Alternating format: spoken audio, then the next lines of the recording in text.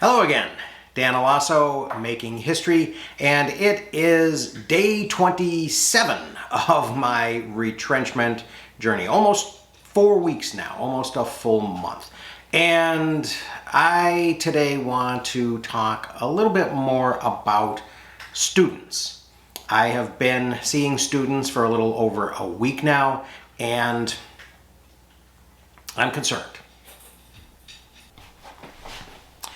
One of the things that I've been wondering about, especially since classes began last Monday, is what are the students thinking about all of this chaos and confusion at Bemidji State? I haven't hid the fact that I'm being retrenched, but I also haven't gone out of my way to talk about it in my classes. I have had a chat after class a few days ago with a student who is part of the Student Senate. And I asked him whether and what students, or at least the student government, had been told by the administration about the situation. Although the Student Senate does meet with the president and his cabinet on a fairly regular basis, it didn't sound like much communication had yet happened. Now, a colleague of mine mentioned a day or so ago that students in his classes seem to be a little bit less energized and a little bit less sharp this first week of classes. And I'm really not sure about my own students yet.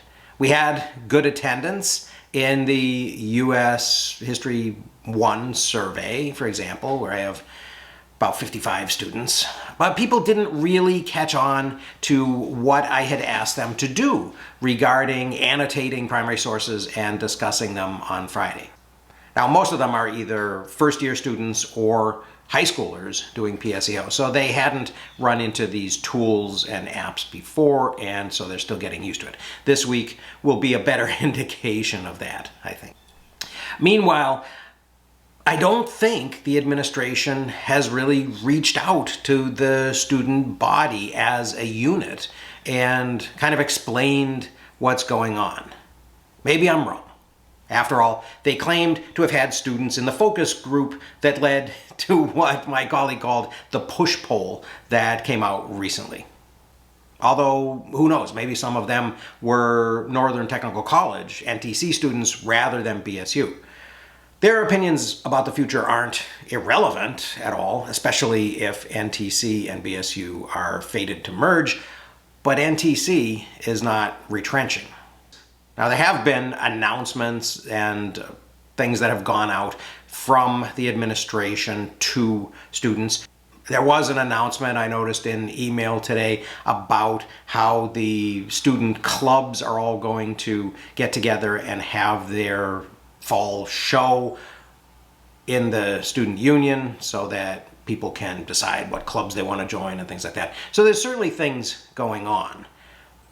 And as I've said before, I think that at least our existing students ought to be considered members of the BSU community and stakeholders, rather than just being a market that needs to be sold the product of our classes so that we can get enrollment up.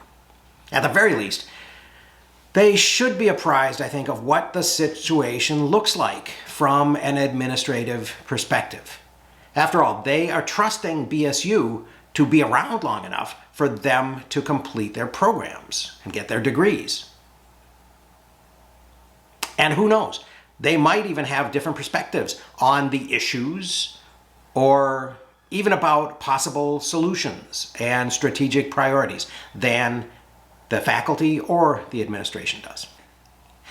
Now, in a previous career, I have been a salesman in the past, in really the full-on horrible Glenn Ross type of office.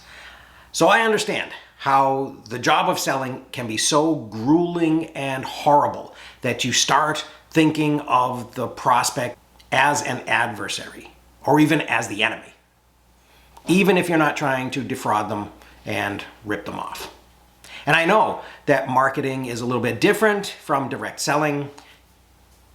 Generally, you're casting a much wider net, So you can afford to be a little less focused on the particular close and put more effort into giving a lot more people the opportunity to buy rather than jamming your foot into every door that you can prise open and trying to force the outcome.